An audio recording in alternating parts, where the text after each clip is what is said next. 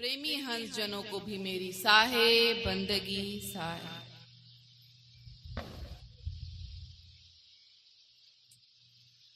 अपार हर्ष एवं प्रसन्नता का विषय है कि आपके परिक्षेत्र डोंडी लोहारा में द्विदिवसीय संत समागम समारोह का पावन आयोजन किया जा रहा है।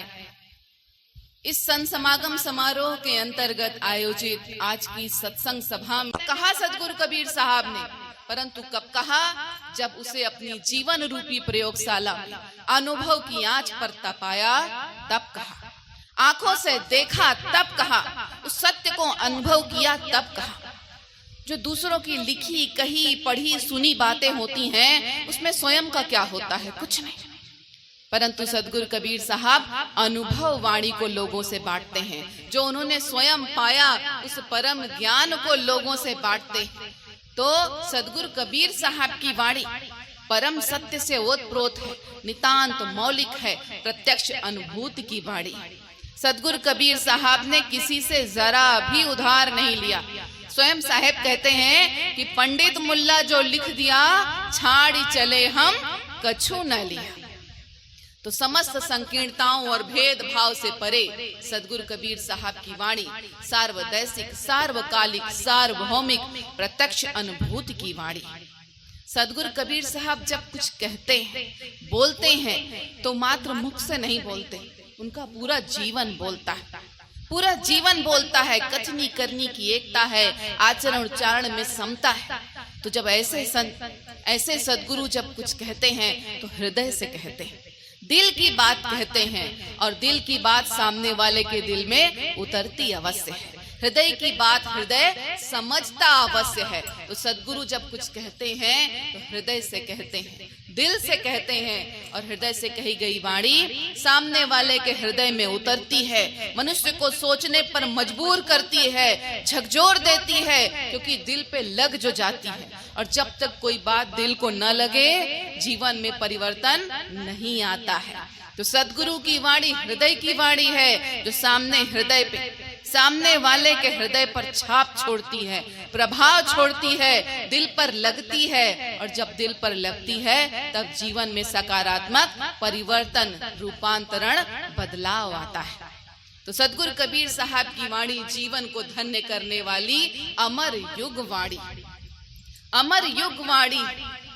देखिए, आज इतने वर्षों के बाद सदगुरु कबीर साहब की वाणी गांव गांव, गली गली, कूचे कूचे में गूंज रही, लोगों के हृदयों में उतरी हुई, लोगों की जुबान पर बसी हुई।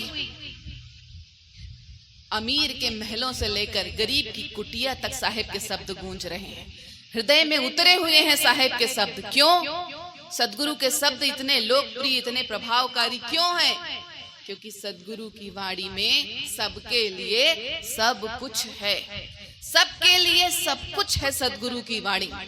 देखिए, कोई जीव दुखी होता है, परेशान होता है, कष्ट में होता है, तकलीफ में होता है, समस्याओं परेशानियों से घिरा हुआ होता है, तो वो कहाँ जाना चाहता है?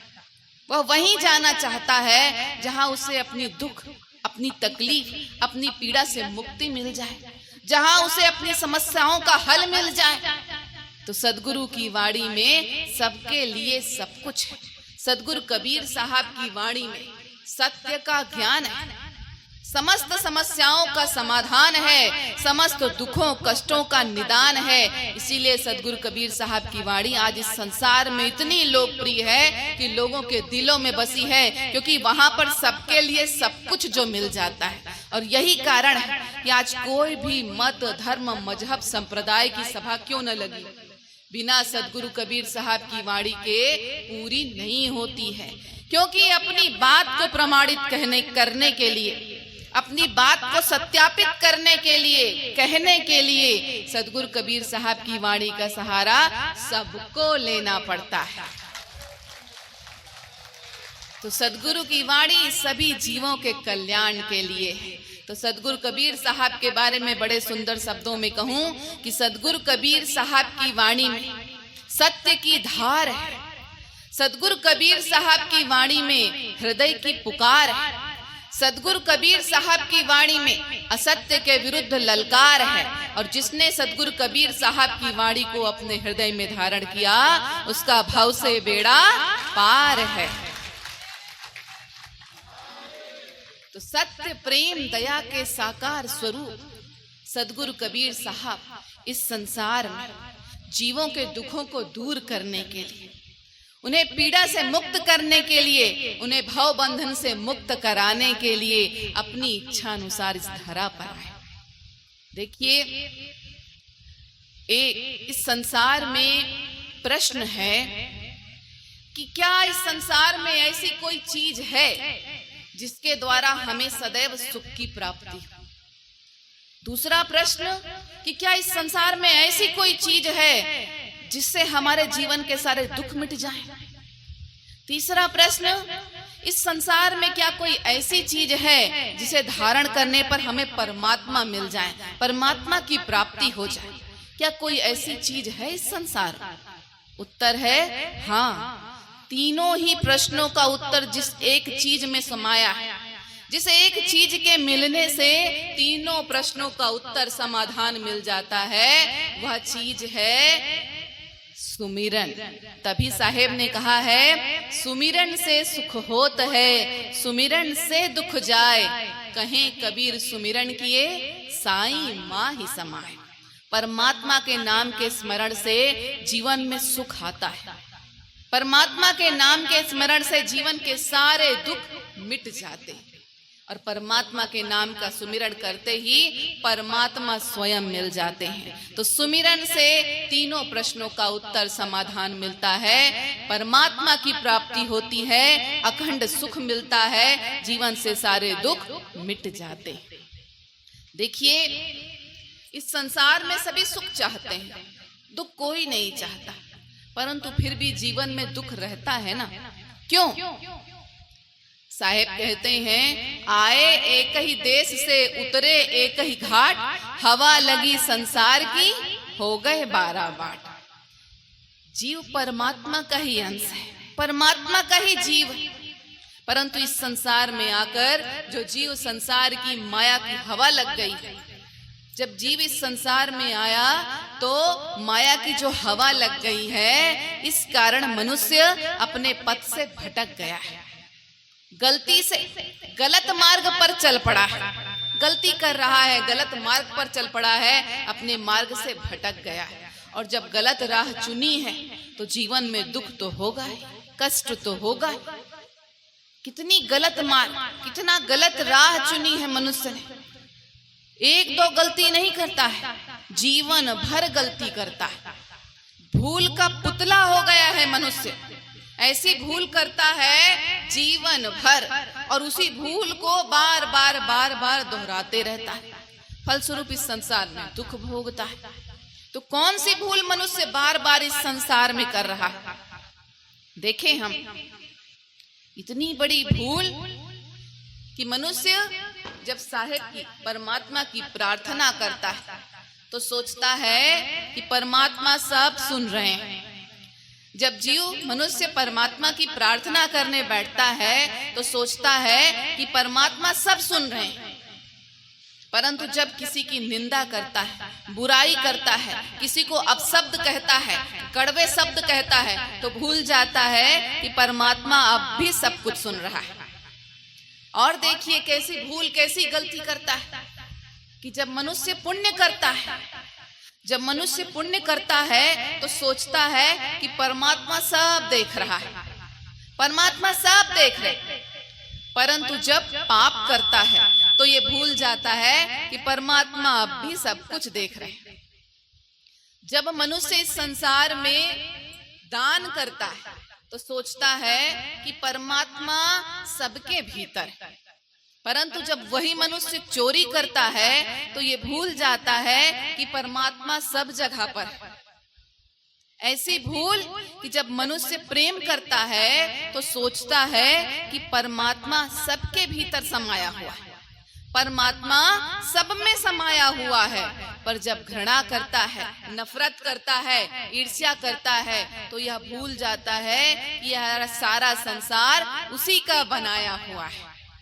तो इतनी भूल करता है मनुष्य। इतना आश्चर्य देखिए कि जिस परमात्मा की दया से इस संसार में आया जीव, उस परमात्मा को ही भूल जाता है। इस संसार में आकर उस परमात्मा को ही भूल जाता है। जिस परमात्मा की दया से समय मिला, जीवन मिला, उस परमात्मा का नाम लेना मनुष्य को याद नहीं रहता है। जिस परमात्मा ने जन्म दिया, जीवन दिया, समय दिया, उसी को याद करने का मनुष्य के पास आज समय नहीं। इस संसार में माया के पीछे जीवन भर दौड़ता है, परंतु साहेब का नाम लेने का मनुष्य के पास समय नहीं है। परमात्मा का नाम लेने का मनुष्य के पास समय नहीं है।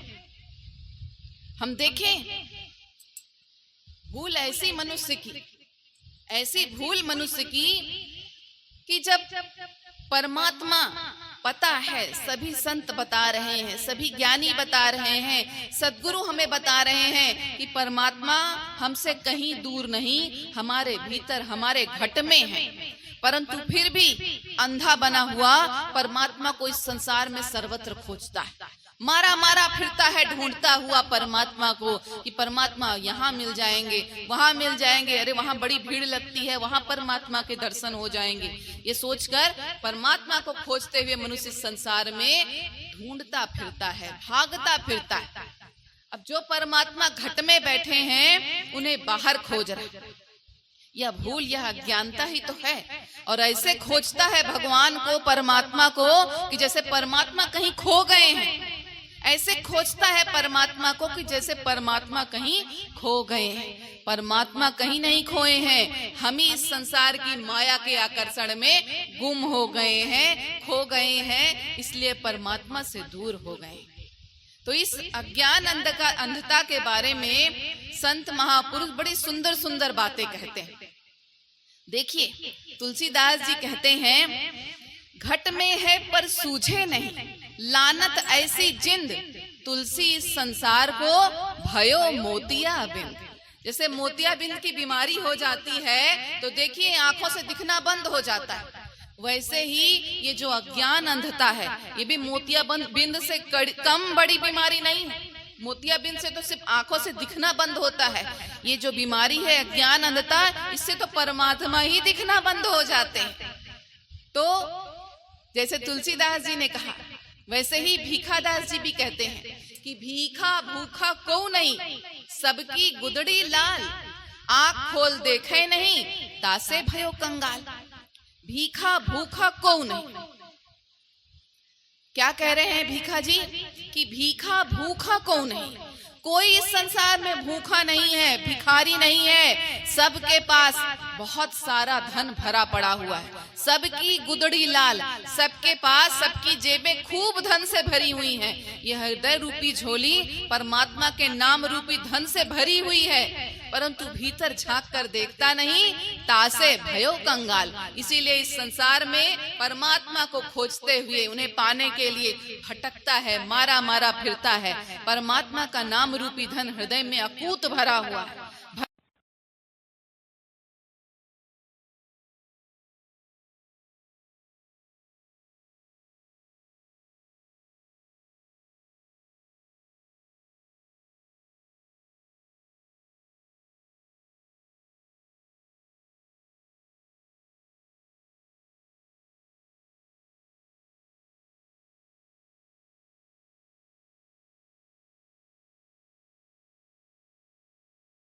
दूर हैं तो दूर की बात, निराश होकर खोजता रहता है, कुछ हाथ नहीं आता है। पर परमात्मा तो हमारे घट में सबसे समीप हमारे भीतर बैठे हुए हैं, हृदय में बैठे हैं। झाको पाओ और अपने जीवन को धन्य कर ले जाओ। कितनी बात सद्गुरु समझाते हैं, कितनी गूढ़ बात समझाते हैं, संसार के सारे रहस्य को उद्घाटित करते हैं, फिर भी जीव नहीं समझता। साहेब कह रहे हैं कि जो तिल माही तेल है, जो चकमक में आग, तेरा साईं तुझ में है, जाग सके तो जाग। जैसे तिल में तेल होता ही होता है, कोई दो राय नहीं है, अकाट्य सत्य कि तिल में तेल होता ही होता है। जैसे चकमक पत्थर में आग होती ही होती है, कोई दो राय नहीं, बिल्कुल सत्य बात है। वैसे ही इस हृदय में सत्य पुरुष परमात्मा भी विराजमान है, इसमें भी कोई दो राय नहीं है, यह भी बिल्कुल सत्य बात है। परंतु जैसे तिल से तेल तब तक नहीं मिलता जब तक तिल को पेरा न जाए, पीसा न जाए। चकमक पत्थर से आग तब तक नहीं मिलती जब तक पत्थर को रगड़ा न जाए, घिसा न जाए। वैसे ही जब तक भाव से, श्रद्धा से, प्रेम से, विश्वास से दृढ़ होकर के भीतर झांका न जाए, परमात्मा मिलने वाले नहीं हैं, प्राप्त होने वाले नहीं हैं।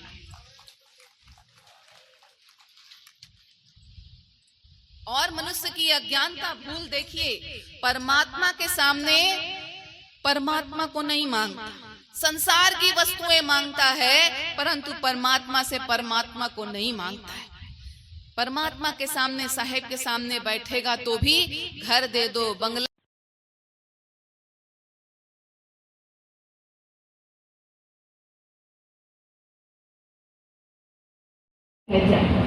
परमात्मा को पाओ और अपने जीवन को धन्य कर ले जाओ। पर देखिए, परमात्मा की तो याद ही नहीं आती इस संसार में। इस संसार की माया में भूल रहे हुए हैं, भटके हुए हैं, परमात्मा की याद ही नहीं आ रही। परमात्मा को जीव याद ही नहीं करता है, और याद करता भी है तो कब करता है? दुख में सुमिरन सब करें, सुख में करे न कोई, जो सुख में सुमिरन करे तो दुख काहे को हो। जब जीवन में सुख था, आनंद था, तब परमात्मा की याद भी नहीं आई, कभी परमात्मा को याद भी नहीं किया। परंतु जब जीवन में दुख आया, कष्ट आया, विपरीत परिस्थितियां आई, तब परमात्मा की याद आई। तो तब परमात्मा की याद आने से क्या होगा? सुख में सुमिरन ना किया, दुख में किया तूने याद, कहे कबीर ताजीव की कौन सुने फरियाद। अब बोलते रहो, कहते रहो। जब जीवन में सुख था तब कभी ये नहीं कहा कि हे परमात्मा, हे सद्गुरु, हे साहेब, ये सुख चिकनी काई है, ये सुख काई से भरा हुआ रास्ता है, काई वाला मार्ग है, जहां सिर्फ फिसलन ही फिसलन है। मुझे इस सुख रूपी फिसलन से बचाना, अपना हाथ पकड़ कर रखना, थामना, ताकि मैं कहीं भटक न जाऊं, फिसल न जाऊं। जब सुख में कभी ऐसा नहीं कहा तो दुख तो जीवन में आएगा। तो सदैव साहेब को याद रखना है, उनका सुमिरन करना है, भजन करना है, ताकि जीवन में कभी दुख आए ही नहीं। परंतु मनुष्य तो भूल का पुतला है, अज्ञानता का, गलतियों का पिटारा है। गलती करना और दुख भोगना इसका स्वभाव बन गया है। मनुष्य का स्वभाव यही बन गया है कि खूब गलतियां करेगा और संसार में दुखी बना रहेगा। और इस गलती का कारण है क्या?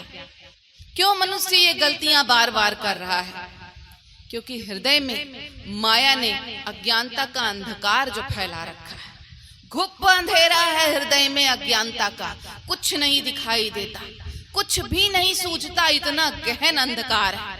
और जब कुछ दिखता नहीं है तो मनुष्य क्या करे, बेचारा रास्ता भटक जाता है। तो सारा कसूर इस अज्ञानता की माया का है, इस अज्ञान माया का है, जिसने हृदय में अज्ञानता का अंधकार फैला रखा है।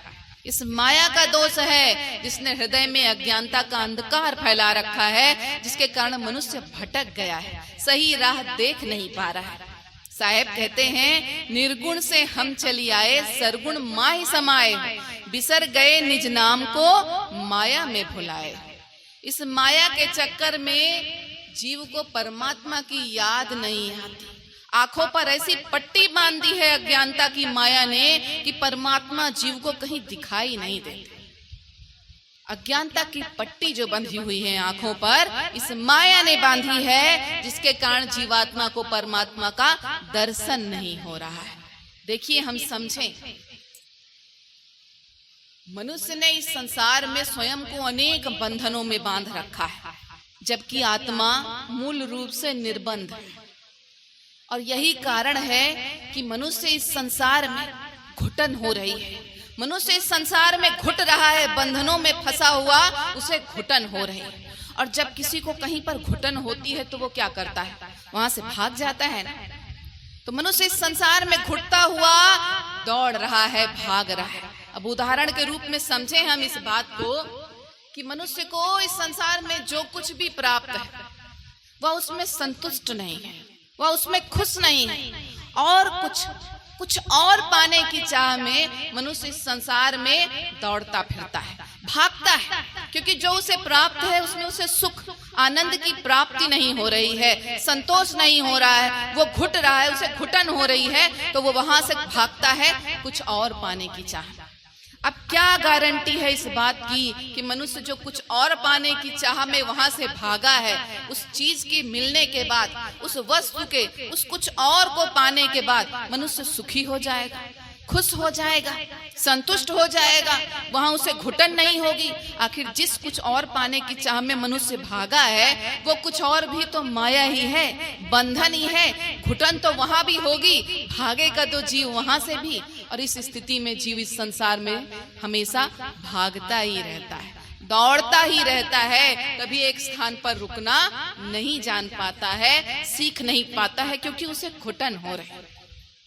जब सद्गुरु जीवन के वास्तविक उद्देश्य से, लक्ष्य से मनुष्य को मिलाते हैं, अवगत कराते हैं, तो ज्ञान प्राप्त करने के बाद उसके लिए इस संसार में जो कुछ भी खास लग रहा था उसे, जिसके पीछे वह दौड़ रहा था उसे पाने के लिए, वो सब कुछ अब आम हो जाता है। जो कुछ भी उसके लिए विशेष था अब तक, ज्ञान पाने के बाद वह सब कुछ साधारण हो जाता है। तो इस संसार में जीव की दौड़ भाग समाप्त हो जाती है अपने उद्देश्य को प्राप्त करने के बाद, अपने लक्ष्य को जान लेने के बाद। और इस लक्ष्य की प्राप्ति सिर्फ सद्गुरु ही कराते।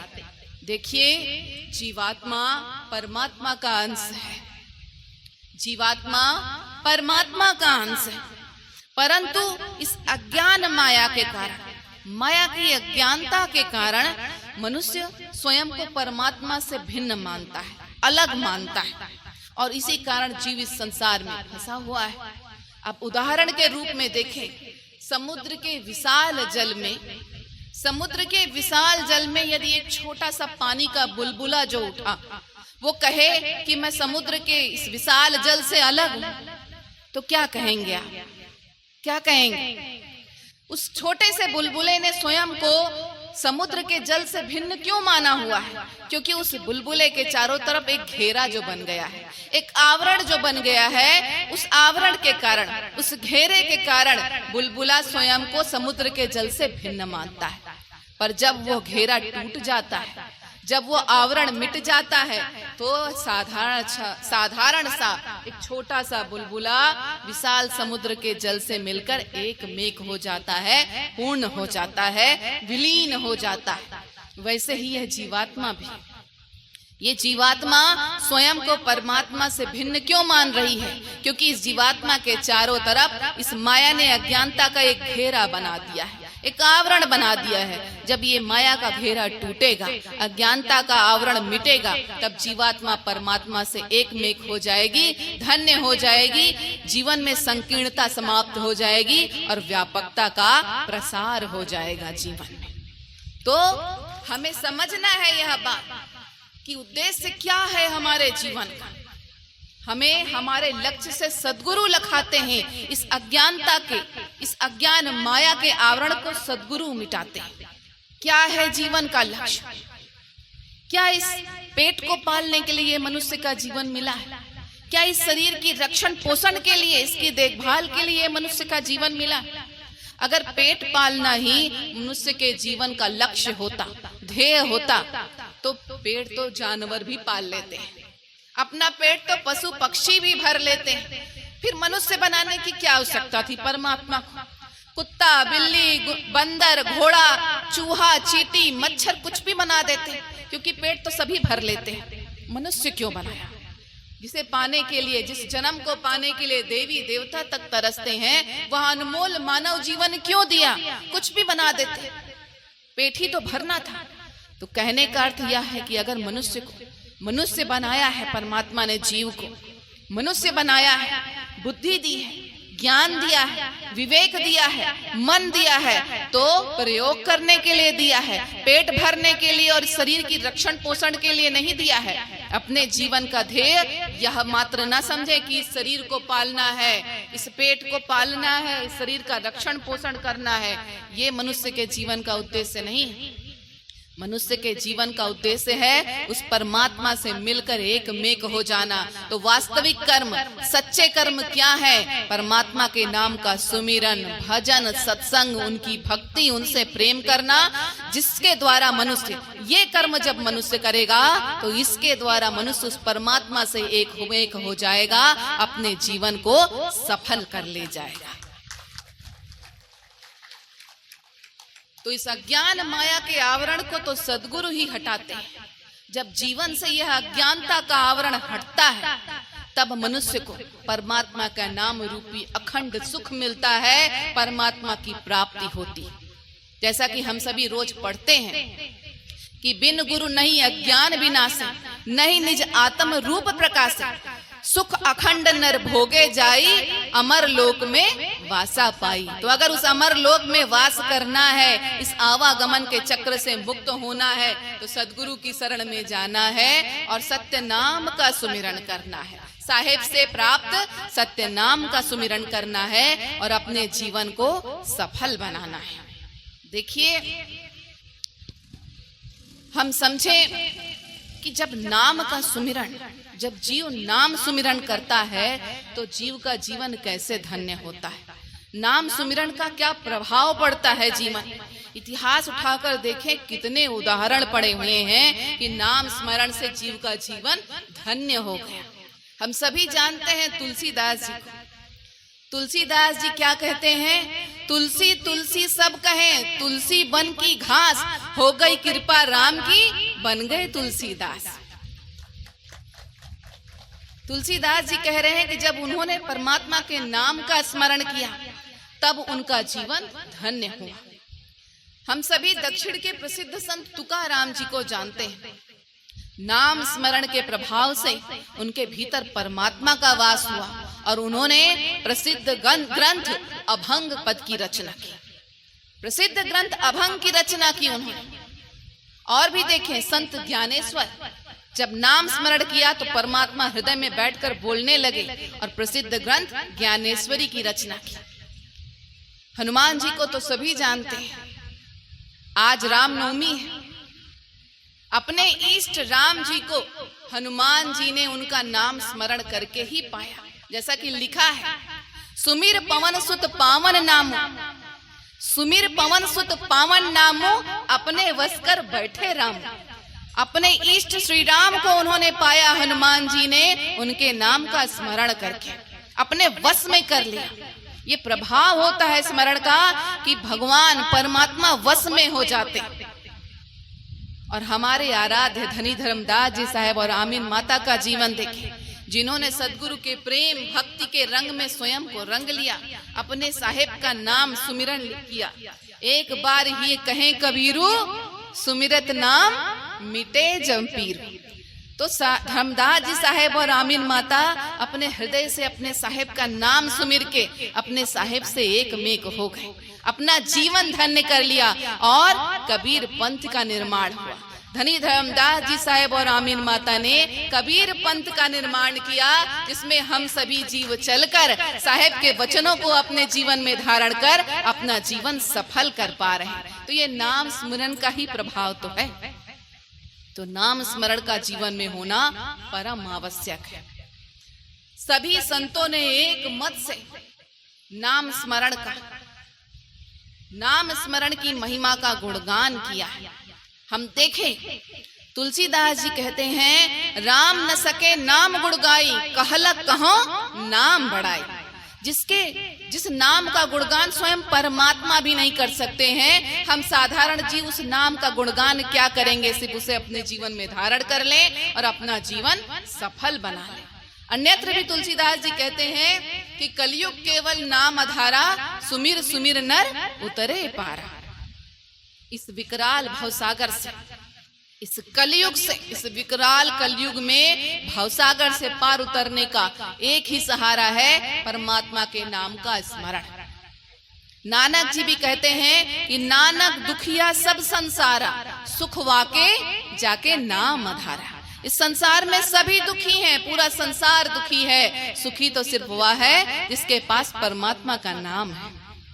और भी देखें, सहजोबाई क्या कहती हैं, जो जागूं तो सुन्न में, सोऊं तो हरिनाम, जो बोलूं तो हरि कथा, भक्ति करो निष्काम। एक भक्त का जीवन अपने परमात्मा के नाम से ही शुरू होता है और नाम से ही खत्म होता है। वो उठता भी है तो परमात्मा का नाम लेते हुए, और रात को सोने भी जाता है तो परमात्मा का नाम लेते हुए। खाते पीते उठते बैठते सोते जागते सिर्फ साहेब का नाम, परमात्मा का नाम। इस प्रकार से जब सुमिरन करता है जीव, तब साहेब का सच्चा भक्त बनता है, तब साहेब का सच्चा भक्त बनता है। और भी देखें दरिया साहब क्या कहते हैं, सब ग्रंथन का सार है, सब बातन की बात, दरिया सुमिरन नाम का कीजे दिन और रात। सभी आध्यात्म का निचोड़ यही है कि परमात्मा के नाम का स्मरण करो और अपने जीवन को सफल बनाओ।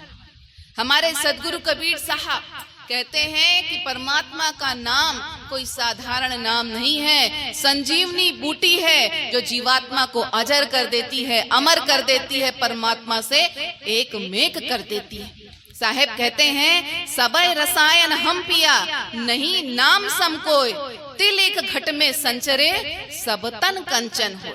तो मनुष्य के जीवन को धन्य करने वाली संजीवनी बूटी है परमात्मा का नाम। साहेब कहते हैं समझाते हुए जीव को कि मेरा उपदेश यही है, बस यही जानो, यही मानो और अपने जीवन को धन्य कर लो कि सत्य नाम ही सार है। बूझो संत विवेक कर, उतरो भवजल पार, सदगुरु का उपदेश या।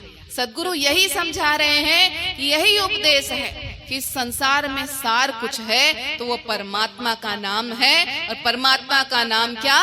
सत्य नाम। इस संसार में सत्य नाम ही एक परमात्मा का नाम सार है, और सब कुछ इस संसार में व्यर्थ है। सिर्फ परमात्मा का नाम सत्य नाम ही सार है, जिसका सुमिरन करके जीव इस भवसागर से पार उतार सकता है। और जो भाव, जो नाम जीवात्मा को परमात्मा से मिलाए, बस वही तो संसार में सार है, और सब कुछ तो व्यर्थ है। वही सब कुछ और व्यर्थ है, बस सार यही है परमात्मा का नाम, सत्य नाम। अब साहेब ने सिर्फ सत्य नाम को ही क्यों कहा सार?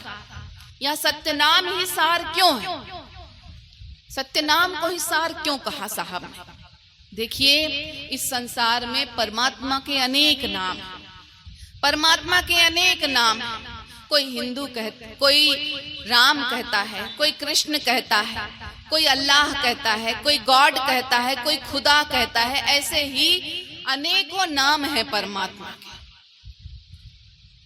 देखिए, परमात्मा को जिस भी नाम से पुकारा जाए सब अच्छा है, सब सुंदर है। भाव महत्वपूर्ण है। जिस भाव से, जिस शब्द से एक भक्त का हृदय अपने परमात्मा से जुड़ जाए, वो सारे नाम प्यारे हैं। परमात्मा के वो सारे नाम प्यारे हैं, प्रिय हैं, जिससे जीव, जिससे भक्त अपने परमात्मा से जुड़ सके। तो सारे नाम प्यारे, सारे नाम अच्छे हैं, पर गड़बड़ तब होती है, गलत तब हो जाता है, भूल तब हो जाती है जब परमात्मा के अनेक नाम लेते लेते जीव परमात्मा को भी अनेक समझने लगता है। परमात्मा तो एक है, उनके नाम अनेक हो सकते हैं, पर परमात्मा तो एक ही है। साहेब ने तो कहा भी है ना कि परमात्मा के नाम अनेक हैं, परंतु परमात्मा तो एक ही है।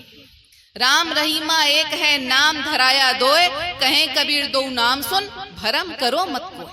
परमात्मा के नाम अनेक हो सकते हैं, परंतु परमात्मा तो एक ही है। परंतु परमात्मा के अनेक नामों के आधार पर अज्ञानतावश जीव परमात्मा को भी अनेक मानने लगता है, और उन अनेक नामों के आधार पर अनेक मत, मजहब, संप्रदाय बना लेता है, और फिर खुद के परमात्मा का नाम, खुद के मजहब संप्रदाय में परमात्मा के नाम को दूसरे मत, मजहब में लिखे गए, कहे गए परमात्मा के नाम से बड़ा बताने लगता है, और आपस में लड़ाई झगड़ा शुरू हो जाता है। अब जिस परमात्मा के नाम से संसार के सारे झगड़े मिट जाने थे, उस परमात्मा के नाम पर आज इस संसार में देखें सबसे बड़ा झगड़ा फैला हुआ है। तो अज्ञानता, भूल, चूक, गलती मनुष्य कर रहा है। साहेब कहते हैं, भाई रे दुई जगदीश कहाँ से आए, कहो कहाँ से नाम धराया। साहेब जीवों को समझाते हैं, भाई देखिए, गांव में कहीं कुआं बना हो और कुएं पे गांव की सारी महिलाएं, बहुत सारी महिलाएं जल लेने के लिए पहुंची हूं। अपने अपने घर से बर्तन लेकर, पात्र लेकर जल लेने पहुंची हैं महिलाएं।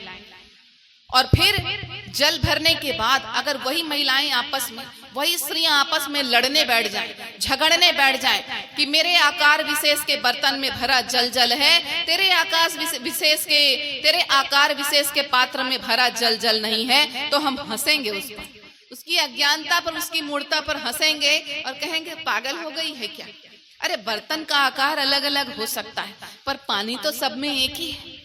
पानी तो सब में एक ही है। आकार बदलने से, आकार विशेष के बर्तन होने से पानी तो नहीं बदल जाएगा। सबके बर्तन में भरा जल जल ही है। ये मूर्खता, ये अज्ञानता छोड़ दे, उसे हम समझाते हैं। परंतु क्या वही अज्ञानता, वही मूर्खता हम अपने जीवन में नहीं कर रहे हैं?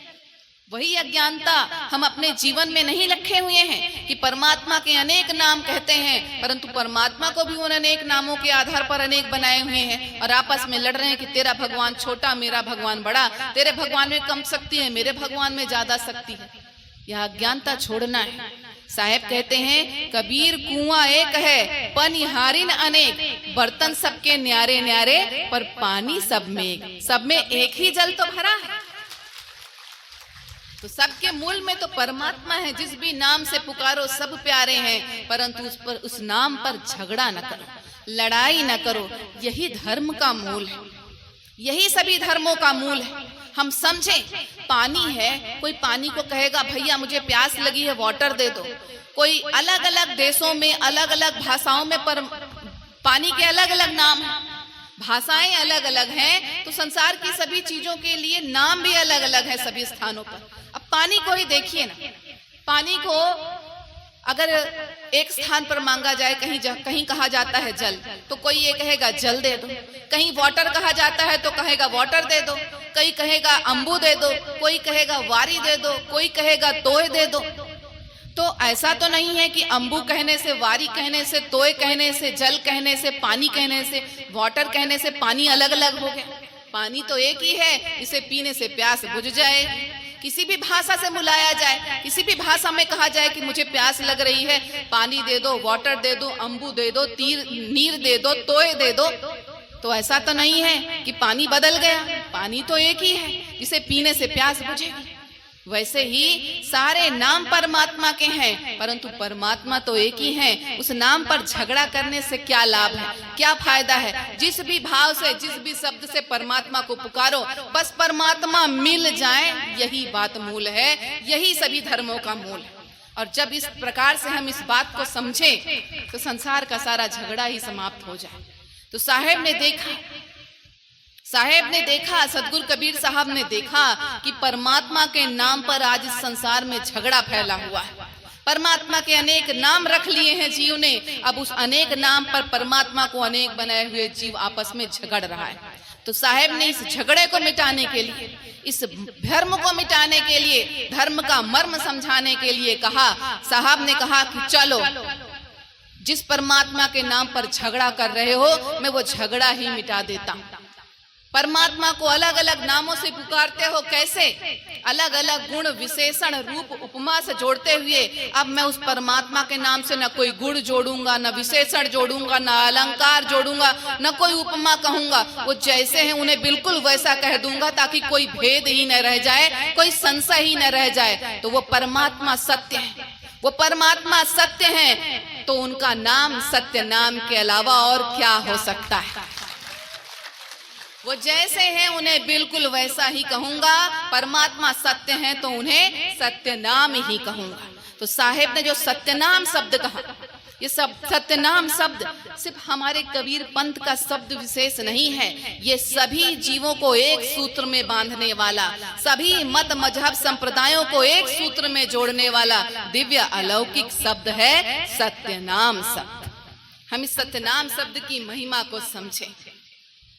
तभी साहेब ने कहा कि सत्य नाम निज मंत्र है, सब मंत्रन का सार, नाम लेत नर होत है भव सागर से पार। तो कहीं भटकने की, भ्रमित होने की आवश्यकता नहीं है, संशय में पड़ने की आवश्यकता नहीं है। बस सत्य नाम का सुमिरन करो और अपने जीवन को इस भव सागर से पार ले जाओ, धन्य कर ले जाओ।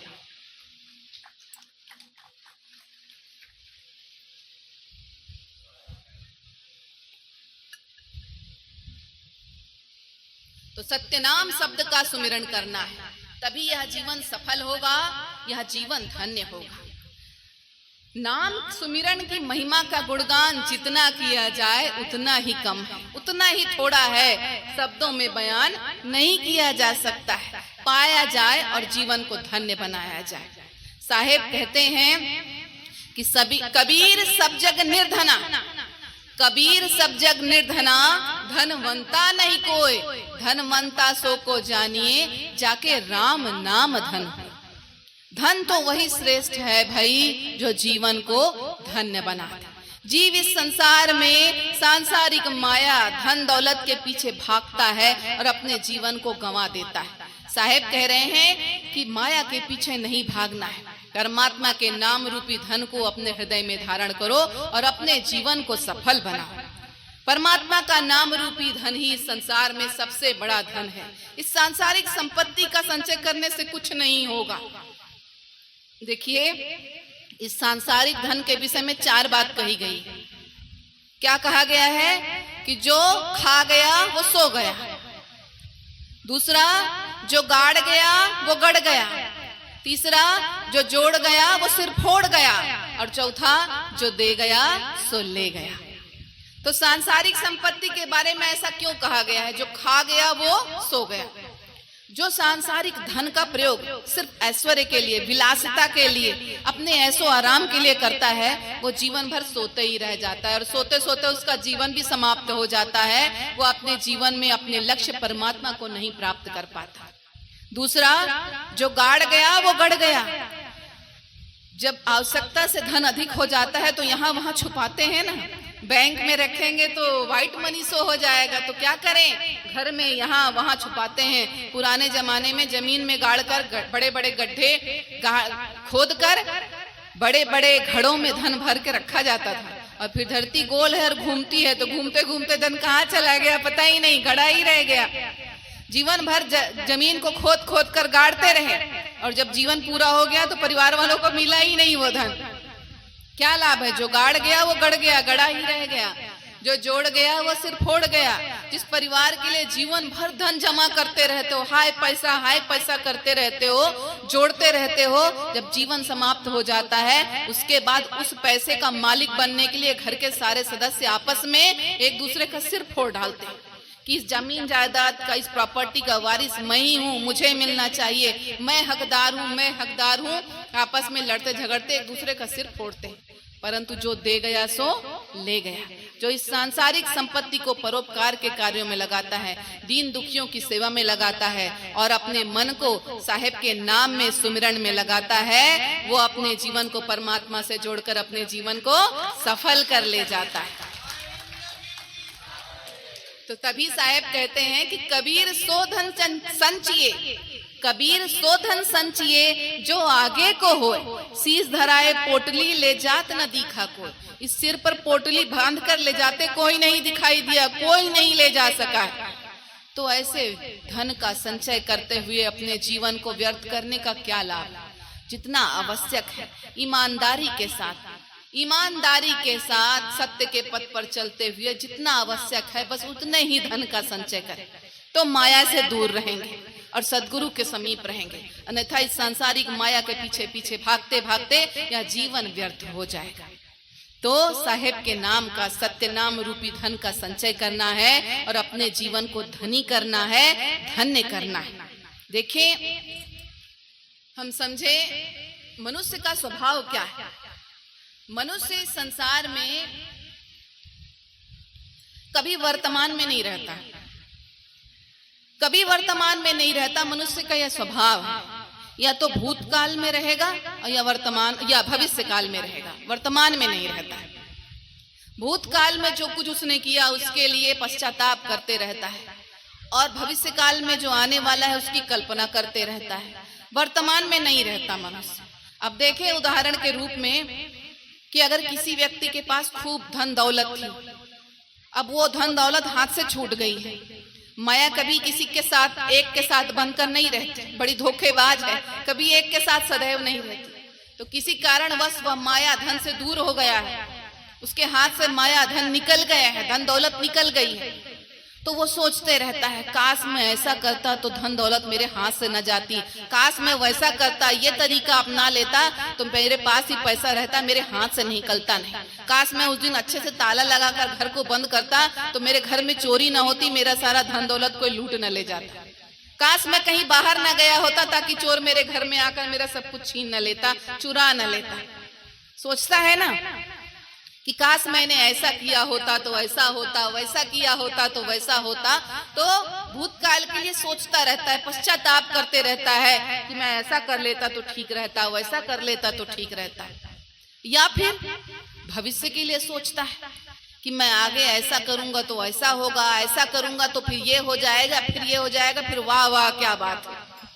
अब उदाहरण के रूप में सोचे कि अगर किसी ने लॉटरी का टिकट खरीदा, आज लॉटरी का टिकट खरीद के आए, तो फिर यही सोचते रहेंगे कि लॉटरी निकलेगी, 1 लाख की लॉटरी निकलेगी, उस पैसे को मैं यहाँ यूज करूंगा, यहाँ उपयोग करूंगा तो 10 लाख हो जाएगा, फिर 10 का 20 हो जाएगा, 20 का 50 हो जाएगा, करोड़पति बन जाऊंगा, अरबपति बन जाऊंगा, हेलीकॉप्टर खरीद लूंगा। यही सोचता है ना, भविष्य की कल्पना करते रहता है। अभी चुनाव चल रहा है, चुनाव लड़ने गए हैं, विधायक बन जाऊंगा, मंत्री बन जाऊंगा, फिर मुख्यमंत्री बन जाऊंगा, धीरे से फिर प्रधानमंत्री बन जाऊंगा, फिर विदेश यात्रा पर सैर करने जाऊंगा। सोचते रहता है भविष्य की कल्पना और भूतकाल के लिए पश्चाताप, यही करता रहता है मनुष्य, वर्तमान के बारे में नहीं सोचता। तो भाई साहब तो यही कहते हैं कि भूत भविष्य को दे बहाई, वर्तमान में रहो समाये। वर्तमान के बारे में सोचो जो अपने हाथ में है। भूतकाल का जो निकल गया, क्या उसके बारे में कुछ कर सकते हो? जो निकल गया, जो बीत गया, उसमें कोई बदलाव ला सकते हो? कुछ कर सकते हैं? नहीं। भविष्य में जो होने वाला है उसमें कोई बदलाव कुछ कर सकते हैं? नहीं। पर वर्तमान में तो कर सकते हैं। तो वर्तमान का महत्व तो समझे। और इस समय मानव जीवन मिला है, यह वर्तमान है हमारा। आज हम यहाँ बैठे हैं, मानव जीवन मिला है, कबीर पंथ से जुड़े हुए हैं, सदगुरु की वाणी से जुड़े हुए हैं। तो साहेब के नाम का, सत्य नाम का सुमिरन कर, भजन कर, अपने जीवन को धन्य कर लें। यही हमारा वर्तमान है और वर्तमान में यही हमारा काम है। यह काम हम करेंगे तब हमारा जीवन सफल होगा। तो सत्य नाम का सुमिरन करना है। साहेब कहते हैं कि जो भक्त, देखिए भक्त वही है जो परमात्मा से कभी विभक्त ना हो, और जो विभक्त हो जाए वो परमात्मा का भक्त नहीं है। जो विभक्त हो जाए परमात्मा से, वो परमात्मा का भक्त नहीं। हम समझे, एक जो भक्त होता है वो परमात्मा से कभी विभक्त नहीं होता।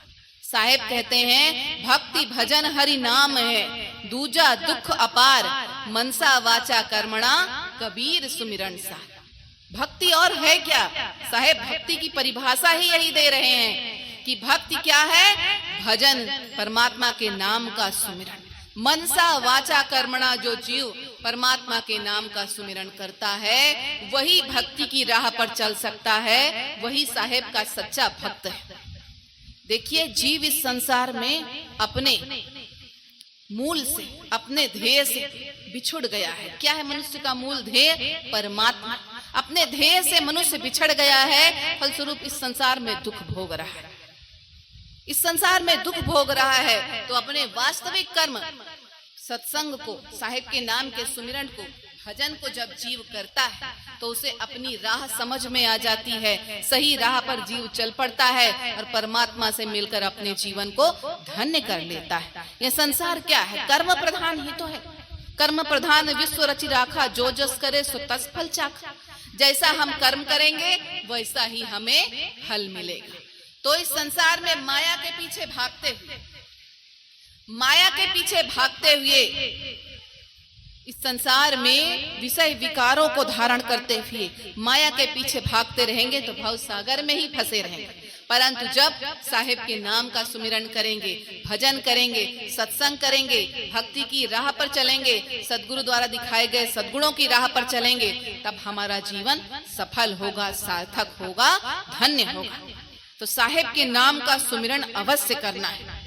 इस संसार में जीव सारे प्रयास परमात्मा को पाने के लिए करता है। क्या क्या प्रयास करता है। ज्ञान करे बहु ध्यान धरे, पोथी पढ़े सो अर्थ लगावे, योग करे वस काम करे, 10 इंद्रिय अपना कर लावे, भूत भविष्य वर्तमान बतावे, कोटिन तीरथ में फिर आवे, सदगुरु शब्द प्रसंग बिना शब्द ज्ञान काल अनेकन जीव न चाहे। सदगुरु शब्द प्रसंग बिना जीव अनेकन काल न चाहे। तो ये सारे तरीके, ज्ञान, ध्यान, तीर्थ भ्रमण, भूत भविष्य वर्तमान के बारे में जो ज्योतिष बताते हैं, ये सारी चीजें मनुष्य संसार में भटकना है बस।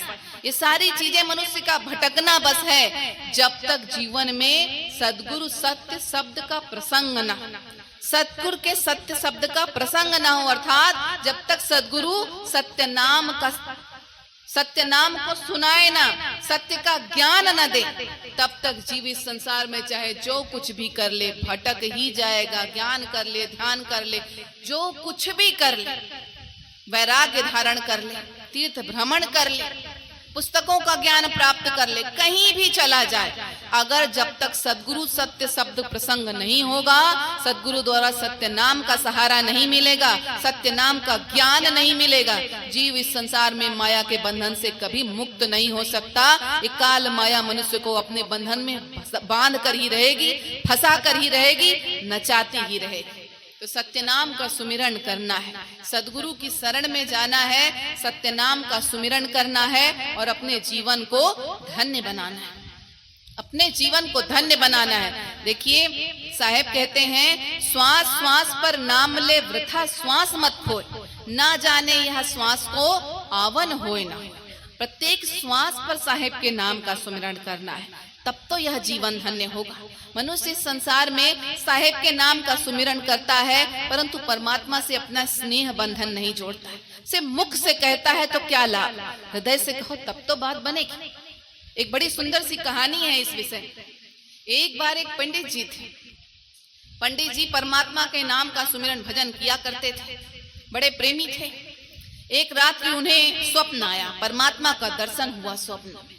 परमात्मा से पूछा पंडित जी ने, इस संसार में आपका सबसे बड़ा भक्त कौन है? परमात्मा ने कहा कि संसार में एक स्थान है, एक गांव है, वहां पर एक व्यक्ति है, वो मेरा सबसे बड़ा भक्त है। पंडित जी को लगा था कि परमात्मा मेरा नाम लेंगे, तो बड़ा क्रोध आया, बड़ी निराशा हुई। सुबह जब स्वप्न खुला, नींद पूरी हुई, सुबह हुई, तो पंडित जी ने कहा मैं उस व्यक्ति का दर्शन तो करूं, देखूं तो कि वो ऐसा क्या करता है जिसके कारण वो परमात्मा का सबसे बड़ा भक्त है।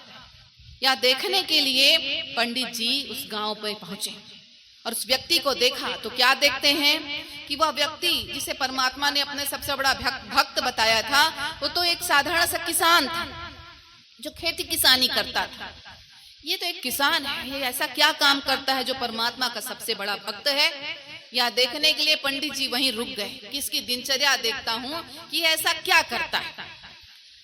किसान सुबह उठा, परमात्मा का नाम लिया और फिर अपने काम पर लग गया। अपने गाय भैंस को चारा दिया, खेत चला गया, खेती की, घर लौटा, भोजन किया। जो भी उसके घर पे उससे मदद मांगने आए हुए थे सबकी मदद की, सहायता की। फिर रात को भोजन किया और सोते समय परमात्मा आपकी दया से मेरा आज का दिन बहुत अच्छा बीता, मेरा रोज का दिन ऐसा ही अच्छा बीते, बस आप इतनी दया रखना, ये बोलकर सो गया। अब पंडित जी को लगा ये तो कोई बड़ी विशेष दिनचर्या नहीं है जिसके कारण ये परमात्मा का इतना प्रिय हो जाए, जरूर ऐसा कुछ कार्य करता होगा छुपा के जो आज नहीं किया इसने, चलो कल देखता हूं। दूसरा दिन हुआ पर किसान की दिनचर्या में कोई अंतर नहीं, वैसा ही उसका काम रहा सुबह से लेकर रात तक। 1 दिन हुआ, 2 दिन हुआ, 3 दिन हुआ, 4 दिन हुआ, 5 दिन हुआ, 6 दिन हुआ, 1 हफ्ता हो गया। कोई अंतर, कोई बदलाव नहीं आया किसान की दिनचर्या में। रोज बस रोज की भांति वह सुबह उठता, परमात्मा का नाम लेता, अपने दैनिक कार्य करता और रात को सोते समय परमात्मा का नाम लेता और सो जाता। अब 1 हफ्ते बाद पंडित जी अपने घर लौट आए। रात्रि में परमात्मा का दर्शन हुआ। परमात्मा ने कहा क्यों मेरे भक्त का दर्शन कराए? पंडित ने कहा कि परमात्मा आपने तो कहा वो आपका सबसे बड़ा भक्त है, पर मैंने तो देखा वो सिर्फ दिन में 2 बार आपका नाम लेता है और मैं तो यहाँ दिन भर आपका नाम लेता हूँ। दिन भर मैं यहाँ आपका आपका नाम लेता हूँ, परंतु फिर भी वो मेरे से बड़ा भक्त कैसे हो गया आपका? वो तो सिर्फ दिन में 2 बार नाम ले रहा है। परमात्मा ने कहा, अच्छा, इस पंडित को अहंकार हो गया है स्वयं पर। अपने शरण में आए जीव के भीतर कोई विकार परमात्मा रहने नहीं देते, तो अहंकार दूर करना था उस पंडित का। तो कहा परमात्मा ने कि पंडित जी, मैं आपके इस प्रश्न का उत्तर जरूर दूंगा, परंतु इससे पहले आप एक काम करो। जब आप सुबह उठोगे तो आपके घर में एक तेल से भरा कटोरा आपको मिलेगा। एक कटोरा मिलेगा जिसमें तेल भरा हुआ होगा। आपको क्या करना है, आपके गांव में सबसे आखिरी कोने पर जो एक व्यक्ति रहता है, उस व्यक्ति के घर जाकर इस तेल के कटोरे को पहुंचाना है। पर ध्यान रखना, एक भी बूंद तेल की गिरनी नहीं चाहिए कटोरे से, नहीं तो ठीक नहीं होगा। पंडित जी डर गए। सुबह हुई, देखा तेल का कटोरा तो लबालब भरा हुआ था। तेल का कटोरा तेल से लबालब भरा हुआ था। धीरे से उठाया पंडित जी ने तेल के कटोरे को, और जहां परमात्मा ने कहा था चल पड़ा। धीरे धीरे धीरे पंडित जी चलते रहे, सारा ध्यान उस तेल के कटोरे पर कि कहीं एक भी बूंद छलक ना जाए, कहीं एक बूंद गिर न जाए। धीरे धीरे चलते चलते चलते उस व्यक्ति के घर पहुंचे और तेल का कटोरा वहां दे आए, और घर आकर चैन की सांस ली और सो गए। पुनः रात्रि में परमात्मा का दर्शन हुआ, और परमात्मा ने बोला, जो मैंने कहा था कर दिया वो काम? पंडित जी ने कहा, परमात्मा, जैसे आपने कहा था मैंने तेल के कटोरे को उस व्यक्ति के घर पहुंचा दिया, एक भी बूंद नहीं गिरी परमात्मा। परमात्मा ने कहा, वो तो ठीक है, पर ये बताओ कि उस तेल के कटोरे को लेकर जब तुम गांव में घूमे, उस व्यक्ति के घर पहुंचे, उस बीच में तुमने मेरा नाम कितनी बार लिया? अब तो पंडित जी को काटो तो खून नहीं, सकपका गए। भगवान परमात्मा, भूल हो गई, मेरा सारा ध्यान उस कटोरे पर था कि कहीं एक भी बूंद तेल गिर न जाए, तो मैं आपका नाम लेना भूल गया। परमात्मा हंसे और बोले, यही कारण है कि वो मेरा सबसे बड़ा भक्त है। तुम तो एक कटोरे तेल में ही डूब गए, पर उस किसान को देखो, गृहस्थ धर्म का पालन करता है। न जाने कितने तेल के कटोरे रूपी परेशानियां, दुख, कष्ट, समस्याएं उसके जीवन में आती होंगी, पर वो घबराता नहीं, हार नहीं मानता है, मेरा नाम जपता है। और तुम जैसे दिन भर मुंह से परमात्मा का नाम जपते हो, तो तुमने यही देखा कि उसने दिन में 2 बार मेरा नाम लिया। मनुष्य संसार को वैसे ही देखता है सब कुछ जैसा उसको समझ में आता है। जो वो खुद करता है, जैसा वो होता है, वैसा ही वो सबको देखता है। ये मनुष्य का स्वभाव होता है।